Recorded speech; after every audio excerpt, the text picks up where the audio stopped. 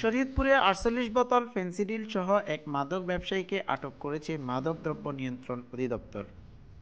গোপন সংবাদের ভিত্তিতে রোববার রাতে পশ্চিম কোটাপাড়া এলাকায় যৌথ অভিযান পরিচালনা করে জেলা প্রশাসন ও মাদকদ্রব্য নিয়ন্ত্রণ অধিদপ্তর।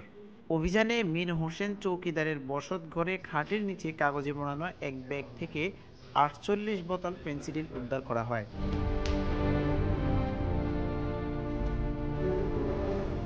মাদকদ্রব্য নিয়ন্ত্রণ অধিদপ্তর ও স্থানীয় সূত্রে জানা যায়, দীর্ঘদিন ধরে পশ্চিম কোটাপাড়া এলাকার আবু আলিম চৌকিদারের ছেলে মীর হোসেন চৌকিদার মাদক ব্যবসা করে আসছিলেন। এই ঘটনায় মীর হোসেন চৌকিদারের নামে নিয়মিত মামলা দায়েরের প্রক্রিয়া চলছে। তার নামে এর আগেও একাধিক মামলা রয়েছে বলেও জানিয়েছে মাদকদ্রব্য নিয়ন্ত্রণ অধিদপ্তর। ডেস্ক রিপোর্ট, অনুসন্ধান নিউজ।